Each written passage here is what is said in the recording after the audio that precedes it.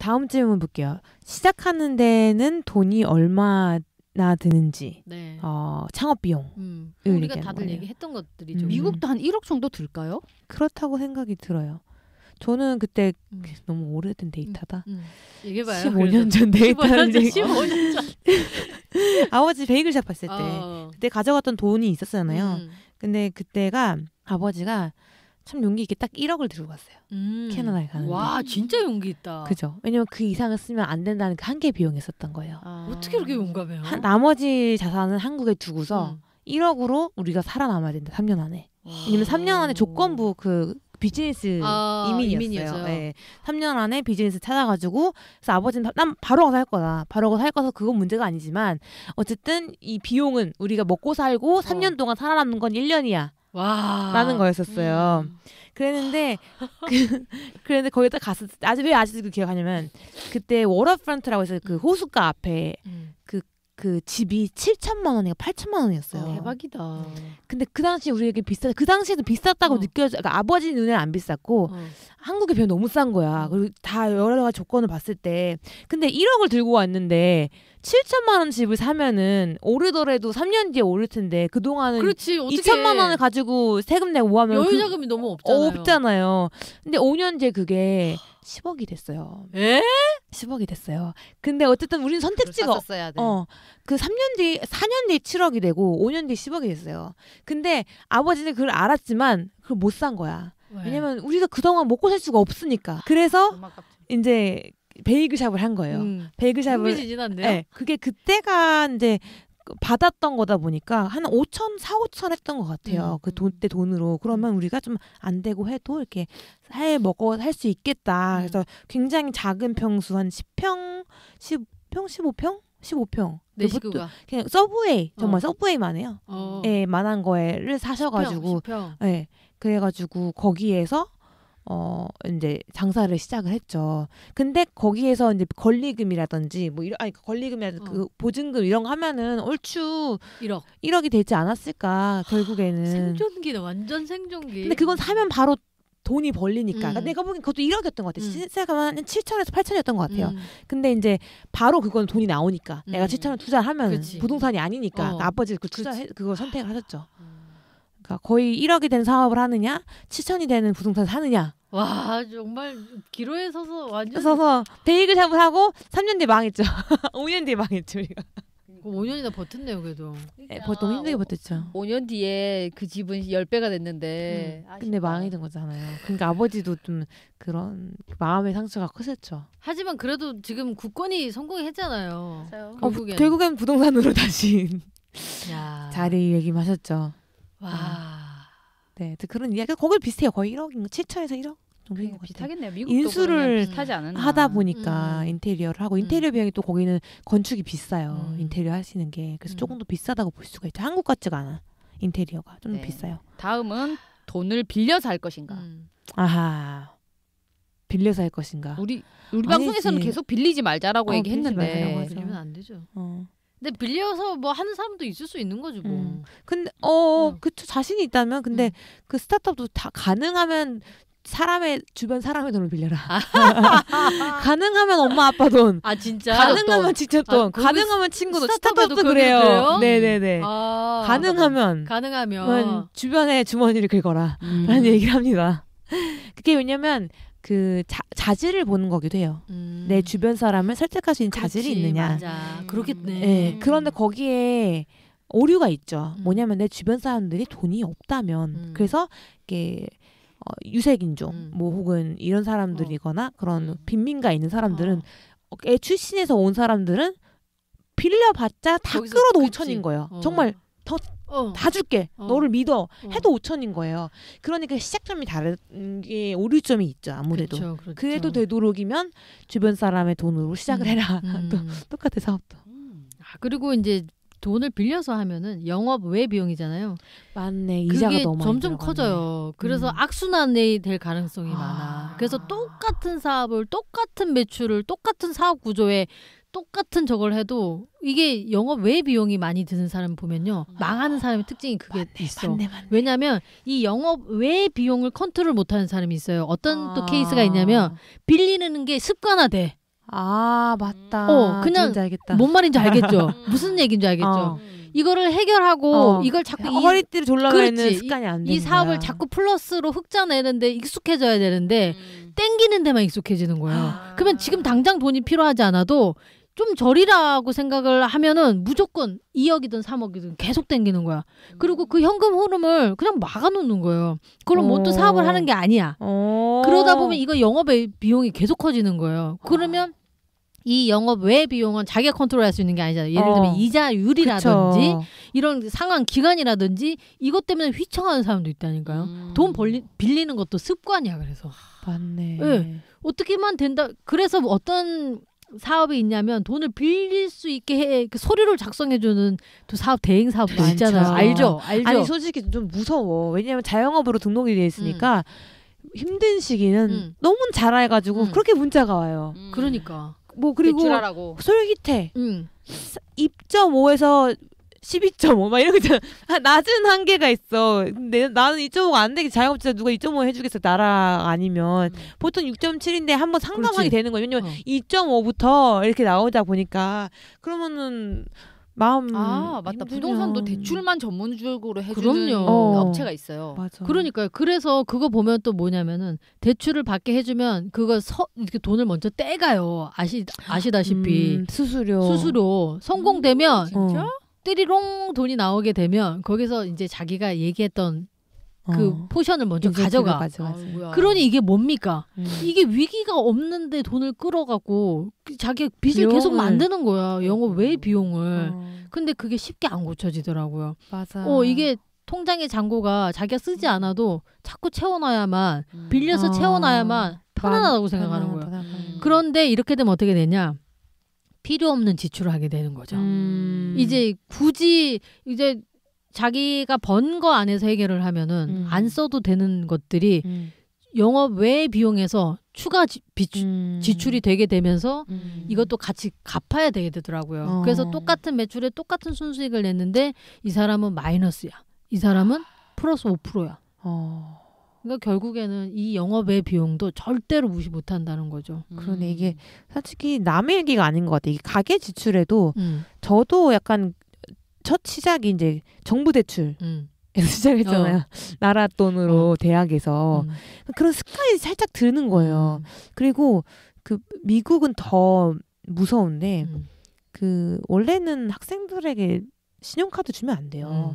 근데 미국의 국민은 신용카드로 먹고 사는 나라이기 때문에 써줍니다. 왜냐하면 뭐 갚을 거니까 미래가 창창한 젊은이들은. 그래서 한도 3천만 원 이런 거를 금방 내줘요. 그래서 이런 안 좋은 습관들이 저뿐만 아니라 많은 제 지인들에게 있어요. 이 신용카드에 기대는 이 습관들이 있어요. 저도 이거 들으면서 가계 지출을 잘 못하는 사람은 이것도 조금 어렵겠구나. 왜냐면 허리띠를 조르는 습관을 이제 못 들렸던 사람들이니까. 저도 한번 되게 어렸을 때 조우는 게 커피 한 잔 안 마시기가 그렇게 서럽더라고. 왠지 모르겠어. 그건 서럽죠. 그 남이 내려주는 커피를 안 마시면 그렇게 서러워요.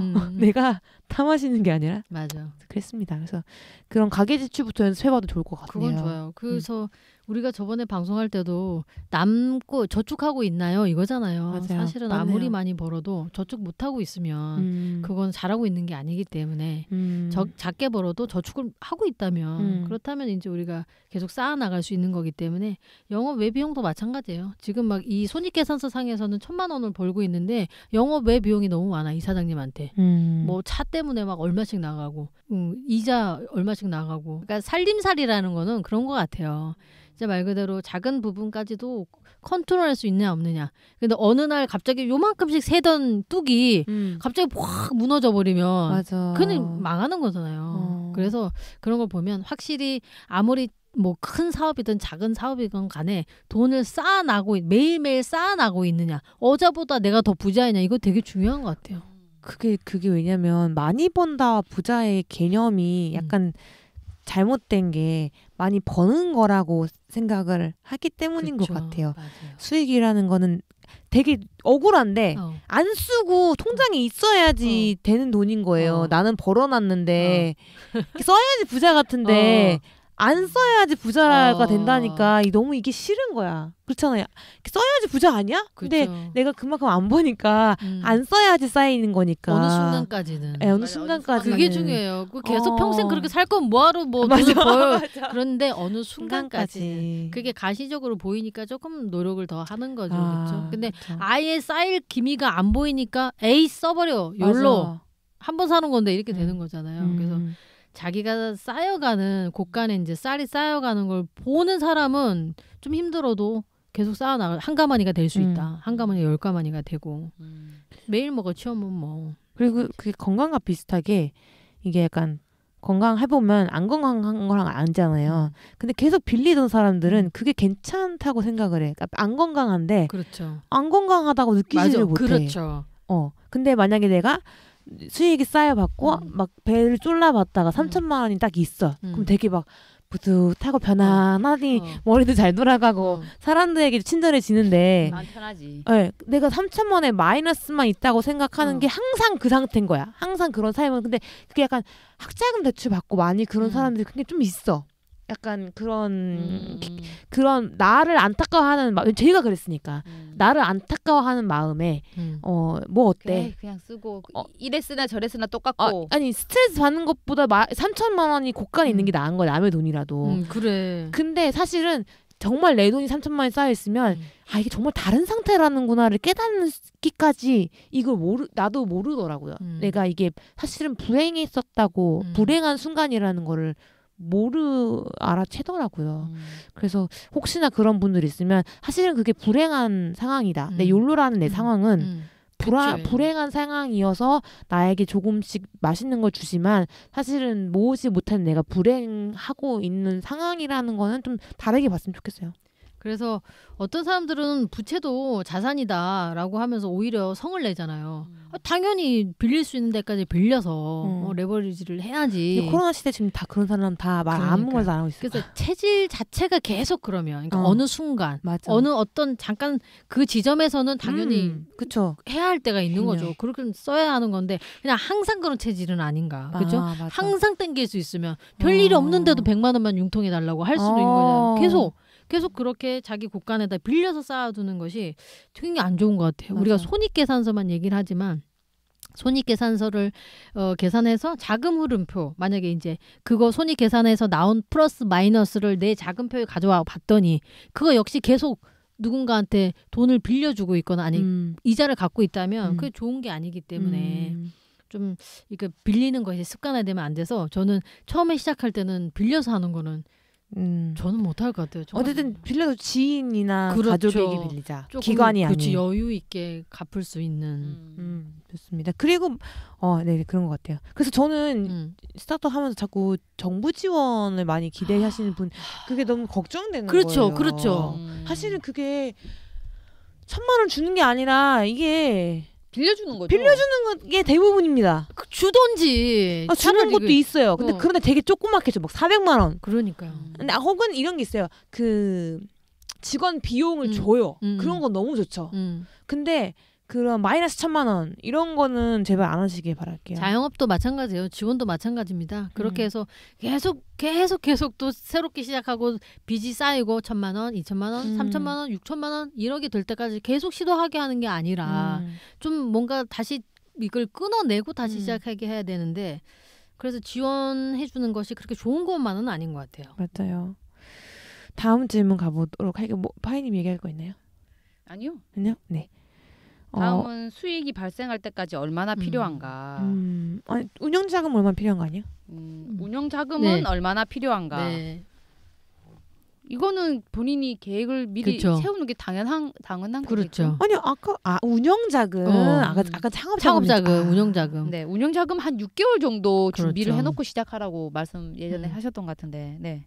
이게 되게 유튜브도 6개월을 준비하라고 하거든요. 그래요? 되게 신기하다. 유튜브 아니 수익이 날 때까지 걸리는 기간이 보통 그 정도라고. 그 정도로 생각해라. 그게 똑같잖아. 그러니까 수익이 안 나도 그 정도 계속 꾸준히 진행해라. 그러니까 그게 어차피 버티는 비용인 거잖아요. 그래서 무리하지 말라는 거. 그래서 카메라를 미사지 말라고 얘기하는 그게 비슷하네. 매기통하네요. 매기통 재밌다. 6개월이라는 시간은 최소 필요한가 보다. 그런가 보네. 아니 그러기도 하고 그 운영 자금을 잘 이제 조정할 수 있으면 지속 가능하게 할 수 있잖아요. 근데 지속 가능한 게 진짜 중요한 것 같아요. 그래서 월세라든지 이런 부분이 굉장히 중요한 거고 기왕이면 뭐 유튜브로 한다면 예를 들면 공간이 없어도 된다든지 아니면 뭘 안 해도 된다면 이건 운영비가 줄어드는 그쵸. 거죠. 그래서 운영비를 이렇게 멱살 담는 게 제일 중요한 거죠. 그래서 상권 가도 우리가 보면 월세가 중요한 거고 그래서 현실 가능한 매출 안에서 그 월세가 몇 프로인지를 알아보고 가자는 거니까. 근데 그거를 진짜 안 알아보고 이게 좀 까다롭다고 생각이 드나 봐요. 아무도 이거를 전체 매출에서 내 월세가 몇 프로 정도다라는 것을 치환하는 것을 안 해보려고 한다니까. 예를 들면 신촌에 어떤 사장님이 월세가 600이야. 그래서 이제 600 계약한대. 그래서 내가 나한테 얘기를 하더라고. 그래서 매출이 얼마냐. 제일 잘 되는 진짜 매출이 얼마냐. 그렇게 되면 매출의 몇 프로 이상인데. 월세가. 그거 감당할 수 있겠냐. 라고 했더니 아니 원래 큰 고깃집인데 권리금 없이 집기 이런 거 다 넘기기로 했다는 거예요. 권리금 없이. 그게 욕심이 난 거야. 인건비까지 나가고 뭐 이거 하고 뭐 하고 관리비 하고 재료비까지 하고 나오면은 내가 봤을 때 안 남을 것 같은데 라고 얘기했는데 아니래. 무조건 기회를 잡아야 된다고. 덥석. 계약했어요. 계약했어. 작은 가게는 채워나갈 수가 있는데 처음에는 매출을 예상을 만약에 6천만 원을 했다. 그런데 그러면 600만 원이면 10%밖에 안 되잖아요. 근데 매출이 3분의 1 토막 나봐. 그러면 이제 월세를 꾸러 다녀야 돼. 아니 600만 원.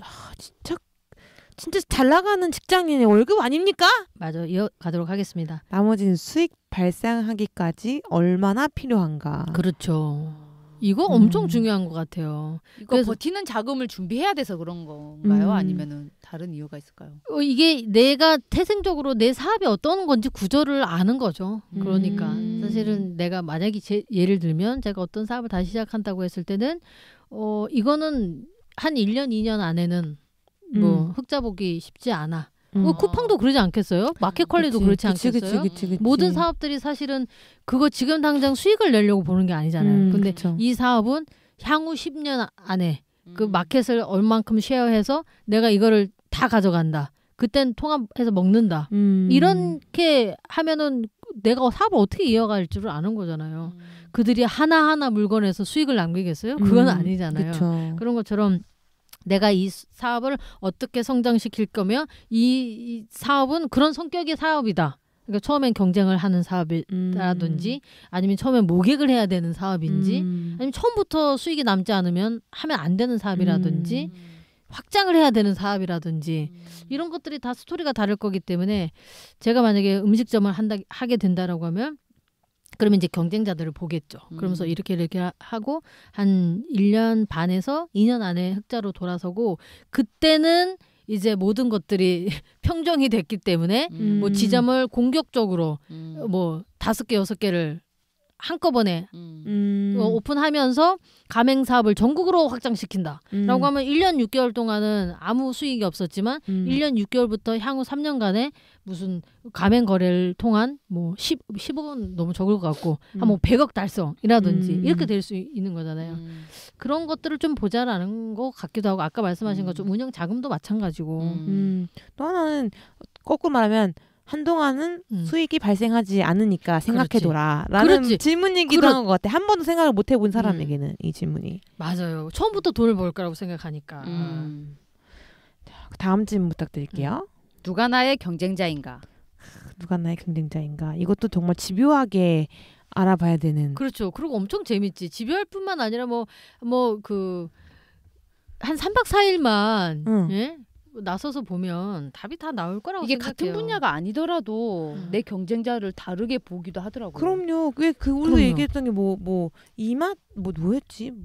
누구의 경쟁자는 누가 넷플릭스의 경쟁자는 뭐 나이키다. 막 이런 얘기 것처럼. 있잖아요. 왜냐면 뛰어나가야 그렇죠. 다니는 사람과 집에 있어 집순이들을 이제 이 경쟁. 그러니까 같은 분야만 꼭 안 보셨으면 좋겠다. 내가 돈가스집 한다고 돈가스집만 볼 게 아니라 맞아요. 튀김집도 봐야 되고 진짜 혼자 이렇게 먹을 수 있는 1인 메뉴 있는 데는 다 경쟁자가 될 수 있는 거고 이런 식으로 맞아요. 조사를 동네 상권에서 하면 좋겠네요. 맞아요.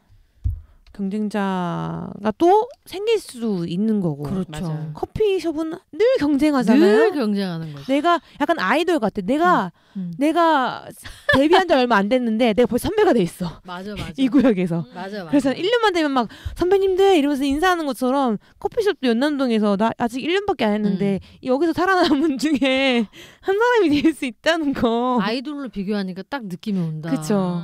어느새 이 구역에 사라지고. 그러니까. 진짜 연남동 커피숍 너무 무서워. 맞아. 깨봉님은 그 링 위로 표현을 했고 역시 그죠?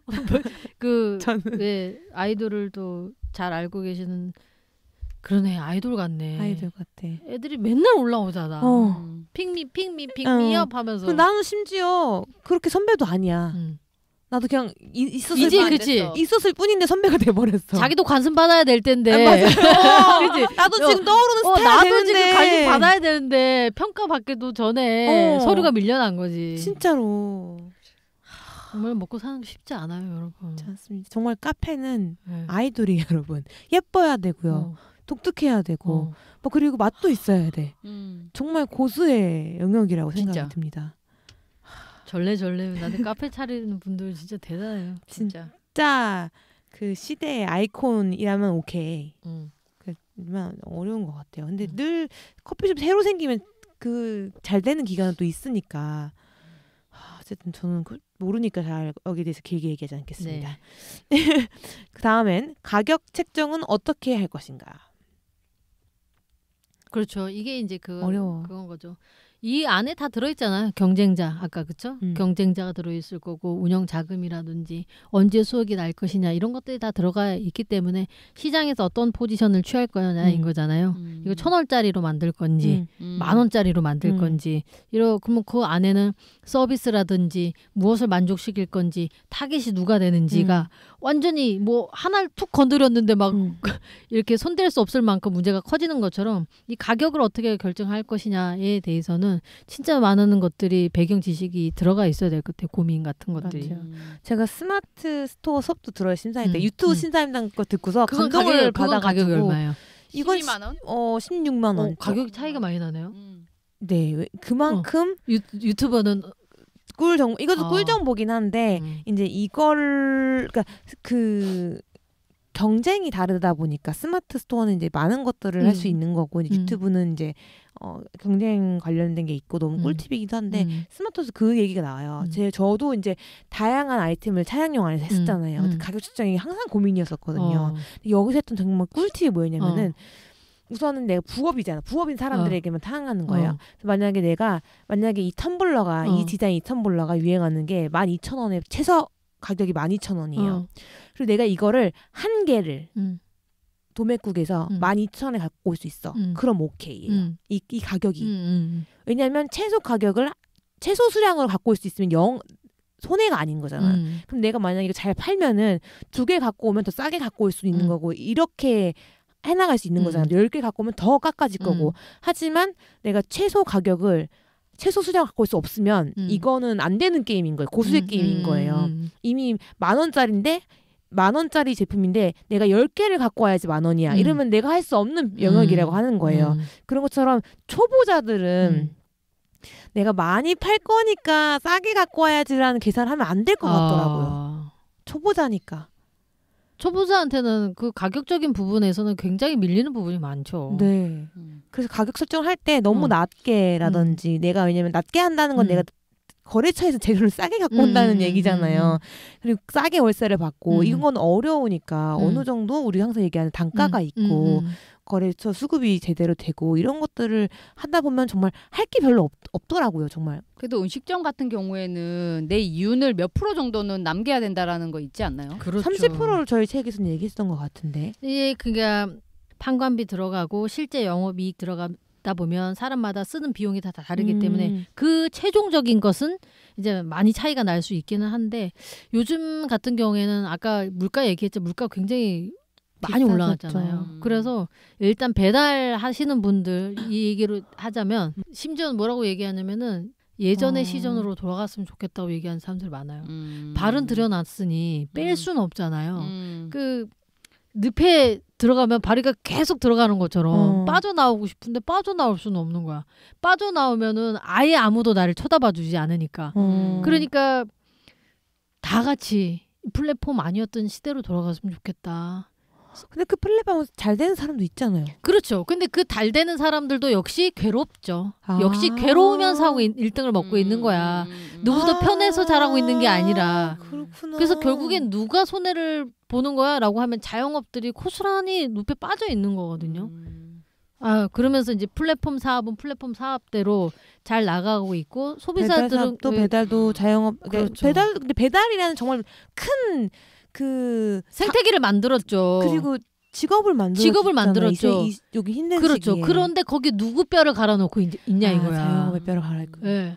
그냥 그래서 극단적으로 예전으로 돌아갔으면 좋겠다라고 하는 거죠. 그러면 제값 받고 물건을 살 거고 손님은 필요하면 직접 와서 혹은 배달을 받아 가거나 하면 되는데 제살 깎기를 하고 있잖아요.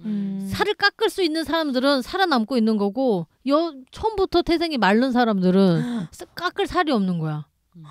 뭔 말인지 알겠죠? 알겠어요. 이제 그래서 뼈를 갈아 넣어야 되는 거지.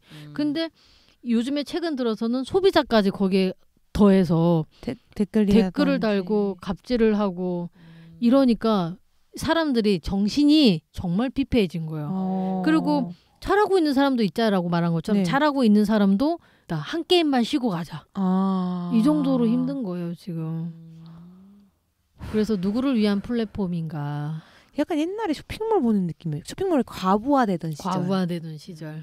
그렇죠. 많이 피폐했던 그 댓글로 피폐했던 사장님들 요즘에는 또 요즘 그게 그 무리들이 거기가 가 있는 건지는 모르겠는데 정말 그래서 어렵다. 이제 그런 것들을 보면 우리가 조금씩 양보할 수 있잖아요. 그래서 소비자도 그래 그러면 내가 그 배달 비용은 내가 계산하는 게 좋겠어. 그렇게 해서 차라리라고 하는 사람들이 있는데 대부분의 사람들이 왜 싸게 할 수 있으면 좋지? 저 사람은 싸게 준다는데? 이렇게 되는 거예요. 문화를 바꿔야 되는구나. 문화를 바꿔야 되는 거예요. 그래서 참 힘든 시기가 왔고요. 또 뭐 어떻게 될지는 모르겠지만 제가 봤을 때는 우리가 상권 분석 때 얘기도 하겠지만 창업률, 폐업률이 비등비등합니다. 뭐라고 해도. 비등비등한 것도 신기하네. 비슷해요. 여전히. 아직도 예. 여기 사방에 음식점이 몇 개 생겼어요. 그러니까요. 이 시국에 했는데 생깁니다. 사람들도 가요. 대형으로만 안 생기는 거예요. 대형은 다 사라졌죠. 우리가 과거에 애슐리라든지 빕스라든지 보노보노 뭐 해물 레스토랑이라든지 이런 것들은 정말 몇 개만 남아 있더라고요. 아니 저번에 빕스 같은 사람 많던데. 그러니까 몇 개 없어져서 홍대는 빕스가 없어졌어요. 아예 애슐리도 없어졌어요. 애슐리가요? 없어요. 기타랑 없습니다. 마이크 잭슨님 피트니스트 옷이 걸려있던 그곳이요? 없어요. 어머나 다 어디 갔대요? 없어요. 이제 창업 비용이 낮고 기회 비용이 적잖아요. 예전처럼 싼 것도 많고 공실률도 많으니까 오히려 비슷비슷해요. 다시 창업하는구나. 지금 손바닥 뒤집기나 마찬가지예요. 그래서 어떻게 봐야 될지는 한 2, 3년을 지켜봐야 될 것 같은데 그래도 또 다른 창업을 할 것 같아요. 그럼요. 왜냐하면 이 일자리가 또 많아야 되는데 또 다양한 일자리가 그렇게 많지가 않고 하면은 또 창업으로 계속 이 일자리를 이어나가지 않을까 생각이 드는데요. 좋습니다. 참. 그럼 다음 질문 파이님께서 허가 규제, 법규, 행정 절차는 알고 있는가? 모르죠 많이. 모르죠. 참 이거 인터넷으로 근데 많이 조사하고. 근데 그 큰 그림이 그려지지 시작하지 않나요? 그게 요즘 창업하는 사람은 다 잘 알 것 같은데. 봐봐요. 우리 같이 그 창업하려고 하는 동희님도 이 부분에 대해서는 고개를 절레절레 흔들며 이게 시간이 필요하더라고요. 누가 해줬으면 좋겠는 거예요. 그냥 복잡한 거죠. 그거 잘 안 하고 있는 부분도 많고 대부분의 사업 계획을 해서 뭐 온라인도 있고 여러 가지도 있지만 제가 목격하는 거는 다들 차질이 생겨요. 제때 하는 사람은 없어요. 근데 뭐 때문에요? 다 이것 때문이에요. 저는 아주 그런 거 가지고 문제가 될까라고 생각한 것도 대학을 나오고 똑똑한 사람들도 맞아. 자영업 음식점 하려면 쭉 나와 있는 게 아니라 당에 안 나와 있잖아 그게. 그러니까 쭉 그걸 자기가 해야 되는 거거든. 아니 좀 나와 있으면 좋겠어. 맞아. 그 쭉 나와 있는 것도 찾으면 있어요. 그런데 부딪혀보면서 하는 거야. 도장 깨기처럼. 자 여기서 출발하면서 하나씩 착착착착. 그게 뭔지 안 돼, 알아요? 근데 그게. 제가 처음에 얘기했던 우선 시작하세요란 말 제가 항상 전 별로 안 좋아한다 했잖아요. 저 같은 사람 때문에. 그러니까 두 분은 그게 이미 머리 세팅이 됐는데 움직이지 않는 사람들이 이 일을 보고서 움직이라고 하는 거고 저 같은 사람은 너무 잘 움직여. 너무 빨리 움직여. 좀 깊이 고민해 봐야 되는데 그래서 평소에 좀 행동이 빠르다 하시는 분들은 사업할 때 지그치 앉혀놓고 스스로를 많이 붙잡고 한편 평소에 많이 알아보고 했던 사람들은 빨리 움직여야 되겠지만 네. 저 같은 사람이라 그러니까 행동파. 그런데 심심치 않게 있어요 이게. 많습니다. 이게 간단한 건데 사업자 등록증 내는 것부터 삐그덕거리는 일이 허다해요. 아니 그 사업자 등록증에서 뭐가 삐그덕거려요? 그러니까 예를 들면 일이 꼬이려면 내가 계약을 한 곳에 비어 있었기 때문에 집주인하고 그냥 아무 문제 없이 계약을 했는데 그 장소에 사업자가 이미 있었던 사람이 폐업을 안 해놔가지고 사업자 등록도 못하는 거예요. 이런 경우도 있을 수가 있어. 하나하나씩 좀 살펴보지 않은 거야. 살펴봤어야지. 거기 이미 사업자 등록이 돼 있는지 안 되는지 봤어야지. 어떻게 알아? 그 생각을 전혀 안 해. 그건 집중이 안 된다 생각하지. 그래도 하나씩 하기를 해야 돼요. 그런데 그런 것뿐만 아니라 우리가 얘기했지만 이제 우리가 다중이용업소 얘기했잖아요. 또 그래서 몇 평 이상 되면은 자재가 또 달라야 되는데 자기가 막 마음껏 아무 걸로 해놨는데 또 평수가 넓어서 또 나와서 다 뜯어야 되고 소방 설비를 해야 된다든지. 그건 인테리어 사장님이 말해줄 줄 알았지. 그렇지. 이런 것들은 다 자기가 해야 되는데 이게 심심치 않게 일어나는 일들이라니까요. 진짜 모르겠다. 아니 그쵸? 근데 이런 거는 미리 인테리어 사장님이 말해줘야 되는 거 아니에요? 인테리어 사장님이 계약한 거 아닌데 자기가 어떻게 알아? 몇 평이 보통 몇 평이면 알잖아. 그러게. 사기가 아닌 왜냐면 제가 인테리어 사기 당한 얘기를 많이 들었어요. 주변 자영업자들한테. 근데 사기는 아닌 것 같아. 근데 이런 경우가 있는 거예요. 뜯어야 된다라는 경우가 이런 다시 해야 된다던가 이러면 돈을 더 줘야 되니까. 그렇지. 그건 사기가 아니지. 근데 그걸 사기라고 생각을 하더라고요. 아니지, 아니면 자기가 너무 돈을 덜 줘서 이제 중간에 싸워서 나갔다 이런 거를 사기라고 말한다거나 이런 케이스도 있었고. 근데 저의 입장에서는 그러면 이걸 말 안 했었으니까 이거는 완전 날강도지 이렇게 생각할 수 있을 것 같아. 아니죠. 그 사람이 왜 해? 그거는 저기 창업하는 사람이 알아서 해야지. 날강도래. 너무 귀엽다. 난 그럴 것 같아. 너무 귀엽다. 싸워가지고 또 안 하겠다고 막 하는데 또 가서 빌고 막 이러겠지. 그렇죠. 그래서 우리도 보면은 이런 게 자영업 중에서도 이게 자유업인지 허가 업종인지 신고 업종인지 그리고 몇 개월에 한 번씩 검사를 맡아야 되는 업종인지 이게 참 까다로워요. 구청하고 세무청한테 계속 전화하는 게 좀 괜찮더라고요. 근데 몰라 잘. 모르지. 그분들은 몰라서. 그분들도 몰라요. 그러면 내가 조심해야겠다 생각이 들더라고. 그렇죠. 조심해야 돼. 먼저 또 잘못 얘기했다가 또 안 해도 되는 건데 해야 될 때가 있어요. 정말 미치겠죠. 아니 환장해. 유튜브에 제가 등록했을 때는 그 번호가 안 나왔어요. 업종 번호가. 그 당시에 말은 많았어. 유튜버 이제 세금 내야 돼. 전화했는데 모르겠다는 거예요. 몇 번을 돌려가지고 이제 얘기를 해가지고 했는데 이게 맞는 것 같다라고 얘기를 했었어가지고 근데 또 마다 다르더라고요. 그래서 없죠. 전화를 많이 해야 되더라고. 많이 해도 뭐 해결되면 다행이지. 항상 시장이 먼저 가고 규제나 법규가 따라오는 거기 때문에 우리가 만약에 새로운 것을 개척하고 있다면 절대 어디서도 제대로 된 답변을 얻기가 힘들어요. 정말 어렵다. 너무 어렵죠. 그래서 잘못 건드리면 막 이게 모든 게 취소가 돼 버리기 때문에 아주 우회를 잘 돌아야 해, 그것도. 근데 또 멀쩡하게 다 장사 잘하고 있는 것 같단 말이죠. 다 또 그렇게 보이지만 대부분 80%는 잘 되는 거고 또 이것 때문에 내 돈 다 날렸다 하는 사람이 또 몇 프로가 있는 거고 여튼 그게 우리는 안 돼야 되는 거잖아요. 그럴 땐 미국도 그렇게 물어보고 있네요. 이게 허가 업종인지 규제 업종인지 뭐 어떤 제한 업종인지 뭐 제대로 알고 있냐 이건 거고 그다음 이제 세금은 정확히 알고 있느냐 이건 거잖아요. 그렇죠? 그래서 세금을 요즘은 다들 잘 알고 계신 것 같아요. 그렇죠? 그래서 부가세부터 시작해서 세무사한테 많이 맡기죠. 잘. 세무사도 말 안 해준 세무사 만나면 큰일 나더라고. 그래서 저도 마찬가지로 세금 모른다. 그럼 정말 믿을 수 있는 세무사를 찾는 것도 하나의 과정 중에 하나인 것 같아. 그렇죠. 그리고 이제 세무사도 초창기에는 만날 수 있지만 또 잘 되면 또 만날 수 없고. 맞아요. 그게 그랬던 경우. 불변의 진리예요. 그런 거예요. 처음에는 빨리 바꿔야지. 그럴 때 또 바꿔야지. 와, 사업에 필요한 서류가 있는가 등등 사업을 어떻게 운영해 나갈 것인가 그렇죠. 어떻게 광고할 것인가 그렇죠. 이거 처음부터 얘기했으면 좋은 것 같은 거기도 한데 그렇죠. 이렇게 많은 것을 진짜 생각 안 했으면 하면 안 되는 게 맞는 것 같아요. 그렇죠. 그리고 이제 우리도 만약에 어떤 자그마한 사업이 서비스 사업이라든지 어떤 사업이라도 요 20가지 정도를 적어보다 보면 그렇죠. 흥패가 보이고 아직 준비가 됐구나 안 됐구나도 보일 것이고 1년 반 동안 돈을 못 벌 건데 열심히 할 수 있을까 이런 생각 들기도 하고 그리고 마지막에 어떻게 광고할 것인가 이것도 굉장히 중요한 것 같아요. 워낙 다양한 채널들이 많다 보니까 저는 1년 동안에 이거를 이제 기획을 하게 만드는데 1월부터 12월까지 달이 특징이 너무 달라요.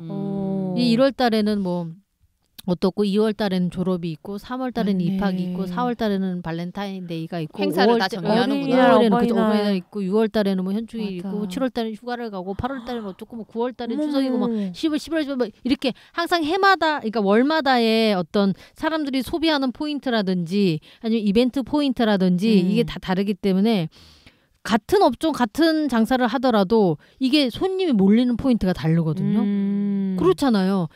나를 기쁘게 해주는 가게인데 뭐 예전처럼 뻔한 뭐 인스타그램에 올려주시면 콜라를 하나 줘요 이런 거는 되려 반감이잖아요. 그런데 그게 아니라 진짜 소통할 수 있는 이벤트들을 통해서 자기 고객을 하나씩 쌓아나가고 재방문 고객을 만들어 나가는 로열티 그러니까 정말 그런 고객을 쌓아나가는 게 이제 장사에서는 그게 이제 고정 수입이라고 하거든요.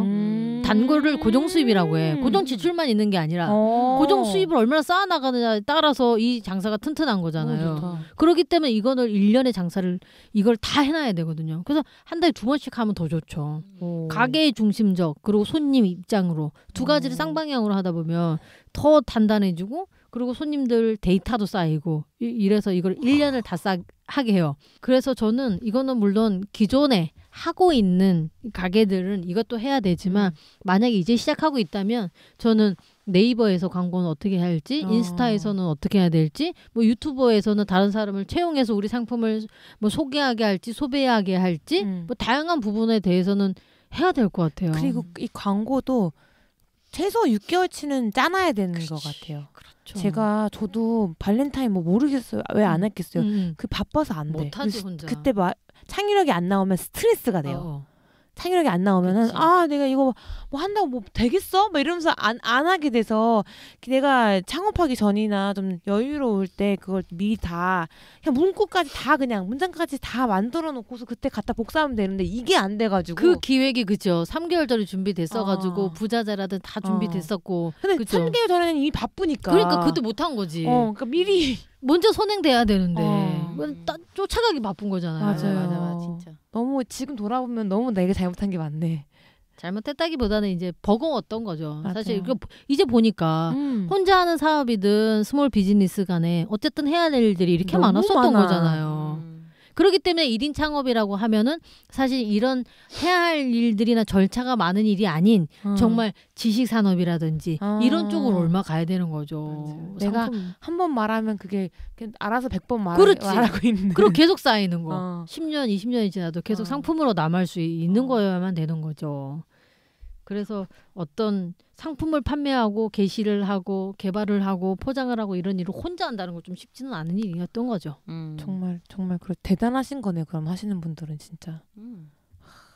그래서 집중을 해서 하죠. 우리 방송에 했었던 분 중에 가방 파셨던 분. 맞아요. 그래 그분도 혼자 하시잖아요. 맞아요. 그러니까 사는 곳이 바로 창고이자 네, 맞아요. 네, 이렇게 되면서 쪽잠 자면서 광고하면서 광고 올라오면 100개씩 나오니까 근데 미친 듯이 포장하고 그런다고 했잖아요. 근데 그게 메인이 뜨기도 하고. 그렇지만 그게 오래 가기는 힘든 빨리 어떤 사업의 시스템을 만들어 가야 되는 그런 것들이 있는 것처럼 이렇게 해서 우리가 미국에서는 창업하기 전에 어떤 질문들을 20가지 해봤는가 하는데 뭐 여러분들이나 저나 앞으로 어쨌든 경제 활동을 계속 해 나갈 때 이 부분은 보이는 상품이든 보이지 않는 상품이든 동일한 것 같아요. 이게 최소의 질문인 것 같아요. 최소의 많은 것도 아니고 진짜 그렇죠. 이것도 안 하면 안 되는 것 같아요. 이 중에 하나 안 돼서 괜찮지가 그렇죠. 않은 것 같아요. 이거 인트로예요. 이거 다음에 쫙 있어요. 우리 지금 상권으로 가기 위해 어디서 시작할래? 이거 헤드쿼터 얘기하면서 여기 이제 잠깐 발 담근 거예요. 여기 보면 더 많은 질문들이 나와 있게 되는 거예요. 진짜 어렵다. 피곤하죠. 피곤합니다. 아주 피곤하죠. 그래 보여요. 그러니까 아주 자기 주도적으로 학습하고 실천하고 캐묻고 이런 걸 좋아하는 사람들 한번 달려들 때 막 모가지를 진짜 뜯어가지고 피가 철철 날 때까지 물어뜯는 사람이어야만 뭔가 진척이 있는 거예요. 봐봐. 1번부터 20번까지를 그러면 천천히 그래 1번은 내가 천천히 생각해서 한 2달 정도 생각해보자 해서 20달 하면은 40개월이 지나고 막 이래요. 맞네. 그러니까 후두룩 빡빡 이제 완전히 쫙 정신 없죠. 대단하다. 대단하십니다, 부기님. 저는 대단할 게 없죠. 이거 다 했잖아요. 그러니까 평소에 관심이 많았다라고 하면 후두둑 해볼 수 있겠죠. 근데 만약에 시작을 우리 이제 창업 좀 해볼까라고 한다면 이제부터가 준비 기간이 되고 그게 아마 2년, 3년, 4년 되는 거겠죠. 그러다 보면 손익 계산서부터 뚜루룩 뚜뚜뚜 나와가지고 그죠? 그런 과정을 거친다면 이제 우리가 어느 정도 준비가 됐다라고 되는 걸 거고 여기 질문에서 말하는 것처럼 이번엔 뭐 팔래? 이번에는 음식을 할래? 이번엔 서비스를 할래? 아니면 이번에는 뭘 팔래? 이것들이 되는 거고 우리가 예전에 얘기했던 것처럼 어떤 공간을 보면서 여기선 무슨 사업을 해야겠다. 누가 무슨 사업을 해야겠다. 이 사업은 누구랑? 어떤 사업을 해야겠다. 이게 나오는 거잖아요. 꼭 하나 고정할 필요가 없이. 그렇죠. 그러면 이제 자기가 가지고 있는 여러 가지 치트키를 막 쓰는 거지. 그 맞잖아요. 법인회사 하나 안에서 우리도 사업자를 여러 개 해봤으니 아는 거고 이 사업이 한 1년 반 동안 뜸들여질 동안 이 사업에서 캐시카우가 여기다 좀 부어줄 수가 있는 거고 그럼 전체적인 크기라든지 규모는 좀 커질 수 있는 거고 그렇죠? 그러다 보면 영향력이 좀 더 거칠 수가 있는 거고 그렇게 해서 뭐 사업이 되는 거가 아닐까. 좋습니다. 네. 오늘 너무 좋은 얘기였어요. 지루하지만 꼭 필요한 얘기. 안 지루했어요. 미국으로 진출하기 위해서 우리가 저는 양이 너무 많아서 많죠. 이거를 솔직히 하나씩 뜯어서 얘기를 한 편씩 해도 10분씩, 된다. 15분씩 얘기하면 더 좋았을 것 같은데 그러네요. 오늘 하루 만에 20개를 다 하려고 하니까 요약본이라 생각해 주시고. 네. 20개. 이건 뭐 창업 사관학교인데요. 하나씩 뜯어서 얘기하다 보면 그죠? 네. 와. 1시간 25분이 지났습니다. 네, 좋습니다. 네, 이렇게 뭐 마무리를 해보도록 할게요. 네, 집중력이 조금씩 뒤로 가시면서 갑자기 20개 하니까 너무 절반까지는 그렇게 하면서 막 했는데 나중에 집중력이 좀 떨어졌는데 근데 결국에는 어쨌든 우리가 예전에 한 5년 지금 벌써 7년째 이런 방송을 하고 있는데 7년 전하고 지금하고는 너무 많이 달라졌다는 거죠. 더 중요하게 생각하는 것들이 상권이나 입지보다는 얼마나 다른 사람한테 잘 알려질 것이냐 이런 것들 그리고 구조를 볼 수 있느냐 이런 것들에 대해서 많이 얘기를 하다 보면 오히려 이건 우리한테 좋은 소식인 것 같아요. 그러니까 아무나 한다고 해서 되는 것이 아니고 맞아. 좀 어렵고 지루하고 좀 준비하는 과정이 피곤한 것들을 이겨내면 어느 때 보면 기회가 올 수가 있다. 예, 반드시 기회는 저는 다시 올 거라고 생각이 되고요. 여러분들이 가지고 있는 혹은 내가 가지고 있는 이런 경험들을 쌓아놔서 어느 정도 여유롭게 운영할 수 있는 자금이 생긴다면 그때는 이런저런 사업들을 통해서 또 하나 이렇게 해서 현금 흐름을 결국에는 이제 우리가 현금 흐름을 통해서 자유로운 삶을 살 수 있느냐의 문제의 하나로 사업을 얘기를 하고 있는 거잖아요. 그러려면 여러 가지 것들을 기회를 엿봐서 실력자가 돼야 되는. 그러면 오늘 여러분들께서 사업을 생각하셨던 분들, 장사 생각하셨던 분들, 혹은 장사를 했는데 안 되셨던 분들 또 많은 도움이 됐을 것 같아요. 네, 저희가 또 다음 편에는 장사에 도움이 되는 이야기, 자영업에 도움이 되는 이야기를 가지고 돌아오도록 하겠습니다. 우리 모두 잘 살아봅시다.